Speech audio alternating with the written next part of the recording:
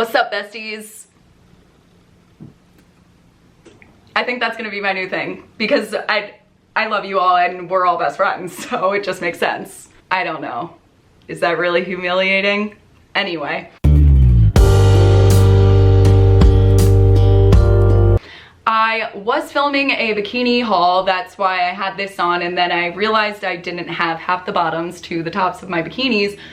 Went on to film another video and that didn't work either. So I've now resorted to giving unwarranted advice to people on Reddit posting about their relationship problems. Not really sure why a single girl is giving relationship problems, but I do seem to give great advice. I just don't take my own. So let's get into it. I think it's kind of funny. Also, like, who knows? This advice could be tragic. Clearly hasn't worked out for me. Okay, wait, you guys, I actually thought that this would be so funny to do. Let's look up relationship advice questions on Reddit, because I've heard that these are wild. So I kind of want to read them, right? Let's see. They're probably going to be very interesting. Oh God, they're very long. Ooh, okay, this is a good one. This girl, I think, yes. Okay, so this girl mentioned that she doesn't date casually and she feels like she shouldn't have. She says, we chatted online almost every day for around 2 months before we met. On our second date, I'm like, not me, the most single person giving relationship advice. Interesting. Anyway, I feel like I'm pretty good at this, except to myself. So we chatted online almost every day for around 2 months before we met. On our second date, we kissed and he suggested that we go home to watch something at his place after. I refused, and when he asked me why, I told him that I don't want to give him the idea that I'm gonna look for a hookup, and I usually date seriously. Okay. I love that she chatted to him for almost 2 months. Yeah, 2 months, like via text. I know this goes either way for people. People either really do this and love it or do not do it. They're like, do not text me every day asking how is my day. But for me, if you're meeting someone or you met someone at a party and you don't really know them, I think texting, and this is probably just me being like terrified of meeting people in person, I think that texting is such a good way to get to know people and get to know their humor. I talked to a guy over text, I think before I met him, for like 5 months, like, which I don't recommend. Like, you probably should meet them because they'll probably think you're a catfish. But I honestly wouldn't come out forthright and say, I'm not having sex with you, but I would make it very obvious about my expectations and what I expect. I would expect him to respect me. And any guy that is thinking he's gonna like take you out for pizza and then take you home and whatever, if you want to do that, go for it, but nah, show him the door. Maybe if he doesn't talk to her again after her saying that, he obviously wasn't the right one anyway, so who cares? You didn't waste your time, and that's that.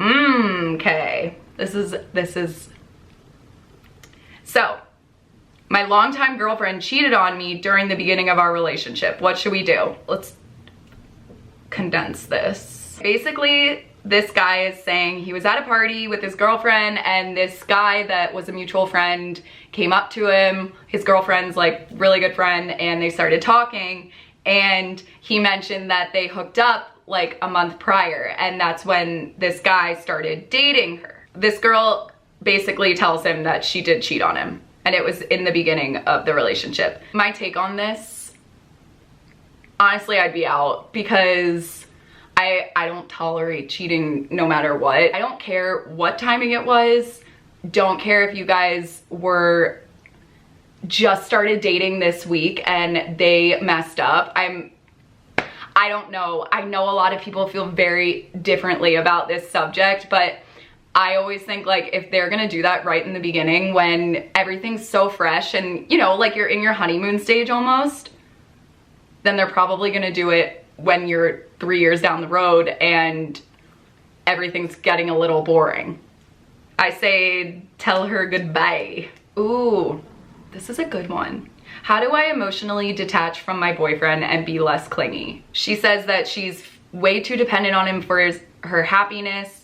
If he's not around or giving her attention, she starts getting anxious and irritable. Honestly, this kind of sounds like a confidence and self-love issue. The main thing that I would say is, because I was like this way back, and it's very easy to fall into that because you get very comfortable with your partner and you're like excited, and if they have stuff going on, like it sounds like this guy has a lot more going on than the girl. And so what I would say is go find a hobby, like find something that you love to do that's just for you, and watch how your world just like opens up. You'll come home, you'll have so much stuff to talk about. It won't always be like a one-sided conversation. Go out with your girlfriends. Make it a point to have 1 day, 2 days a week that you solely hang out with your friends. You go out for drinks, you do stuff together, you do whatever, like go bowling. I don't know, not bowling because ew, but you know, do some out of the ordinary stuff that is gonna make you happy, and then in turn, it'll probably make you less reliant on your boyfriend or clingy or getting anxiety when he's going somewhere and you're not. Like if he's going out, go out with your friends. If you don't have friends, go make some on Bumble Friend or whatever it is. That's my advice for that, because I used to be like that. Like I would just wait for my boyfriend to come home and I'd be like, oh my God, I didn't do anything all day. Like what are we gonna talk about? And you almost feel worse because if they're doing something and you're kind of just stuck in this, which everyone gets in, everyone gets stuck in a little rut or where it's very stagnant, you don't have much going on. But it's a shitty feeling when someone is, you know, excelling and rising to the top and just like doing all the things that you wish that you would do. So it just sounds like she needs more of her own hobbies and own interests. Okay, I'm feeling self-conscious around my boyfriend. My boyfriend and I have been together for 4 years. He's very sweet, supportive, and affectionate, and we recently bought our first house together. Like many of us, I've gained a lot of weight recently, and I've just started taking steps to lose it. Apparently her mom asked if her boyfriend was bothered by her weight gain, which kind of makes me uncomfortable. But essentially his response was that he is definitely still attracted to me, but was more attracted to me before I had gained weight. Honestly, this doesn't sit right with me. Maybe I'm just like cynical, but that should not matter, especially if you've been together for 4 years. Everyone's weight fluctuates, and I think I would be pretty pissed. Because what, you have nothing else to offer? Like, of course, he probably wants you to be healthy and all that kind of stuff, but you could have said that in a lot better way. Also, like, why did your mom ask you? She should also not care. Honestly, I'm always just like, dump him. My husband is leaving me for his sex worker. I have no idea what this is even talking about. Why does someone have a sex worker? You do you. Confessed my feelings for a close friend and got rejected. What should I do? We have been friends for almost 3 years, and ultimately I'm not like what she wants from someone. This really hurt and I am lost at what to do. I kind of want to completely remove myself from the friendship, as I think seeing her with someone else would be too hurtful for me to handle. But I'm not sure if that's the mature thing to do. So I would love more information on this, but if you were friends for 3 years, I need to know like when you started feeling these feelings, or if you've had them always. I have so many guy friends that have been like my best friends and have done that, but I've never removed myself from the situation. I've just been like, haha, that's fucked up. That's so fucked up. Honestly, shout out to this guy though for shooting his shot. He got shot down, but honestly, rejection, I will say it once, I will say it again. Rejection is the best thing to happen to you. Rejection you can take 2 ways. You can either use it and build yourself up off of it, work on yourself, or let it destroy you. And that does nothing for anyone. You just are at a loss. So I say take it with pride. Don't cut off your relationship with them. If you actually really like them as a friend, keep them as a friend, keep them in your life, keep them at a distance if you don't want to see them with other people, but still like be in their life and learn about them through the friendships, watch their relationship. It's probably not gonna work out, and if she does get married, like whatever, move on. But she will probably run back to you at some point. Girls always go for their friends when we get older. Mark my words. Someone just wrote, Your friendship's already ruined. Say bye. Harsh. Reddit is harsh. I got stood up on a date and now the person is asking for another one. Should I go? No. I don't care what the excuse was. This is a girl getting stood up too. That is awful. And it says, I was like, was it because someone was in the hospital or some emergency? No, it was because he wanted to go on a road trip. No. Cut it, cut it, cut it. No, never see that man again. This is the age old, like I feel like so many people go through this. My boyfriend texted me that he needs some time to fix some stuff and think about everything. I have seen this several times. I don't want to be cynical because again, this is just me going off of my own experiences. But when someone says that, I take it as they are not ready to be in a relationship, and they are especially not ready to be in a relationship with you. If they have to take time away from you to figure out who they are or what they need, sometimes, I'm not saying all the time, but a lot of times it's just their way of getting out of saying what they actually want to say, and it's just that you're not the person for them. So many times this has happened to my friends. It's happened to me once, and I was in that little, you know, like he just needs to figure it out, but he's gonna come back and like he's gonna be better and we're gonna be better than ever. Like, never came back. And a lot of my friends never came back. But again, what I say is that's the time that you look at yourself and you're like, I'm gonna do everything for me and not do anything based on another person again. Started dating my boyfriend 6 months ago and I feel like I like him more than he likes me. I was just talking about this yesterday. My advice might be like, this might be toxic, but always find someone that likes you more than you like them. It'll always work out in your advantage. That is so wrong. That is so wrong. The only reason I do say this is because I felt like that, and it's the worst feeling in the world. And at a point, you start overcompensating for all the things that they're not doing for you, and you almost look like a little desperate. I did this when I was in a relationship and I could just feel them pulling away, and that's when you need to know to step back and go do something for yourself and give them the space they need, because most of the time it feels like you're smothering them. If you have so much going for you and you have your own schedule, you have hobbies, you're doing stuff for yourself, people are going to be attracted to you. And I feel like that is where a lot of people get stuck in relationships, is when you start getting engulfed in this relationship and you're living this life, you're playing house, you are involved in each other's lives, you know the same people, you never have a moment to really do something for yourself. And every person I know that's super independent, doesn't care, like not doesn't care, but lets their partner go off and do what they want, trusts them that they're not gonna mess everything up, they always come out on top and they're always the happiest, because they are not so invested in this other person, they're invested in their own life. And that's always gonna attract more people that are meant for you than not. My boyfriend wants to spend a little less time together post-pandemic. I don't know how to handle it. They've been together for over 4 years and they're planning on getting married next year. They lived in a small studio apartment with 3 pets. Okay, I feel like this is totally normal. I've heard a lot of people say that the pandemic has either really, really made their relationships amazing, or it has been tragic. So I can understand being in a studio apartment with one other person and 3 animals.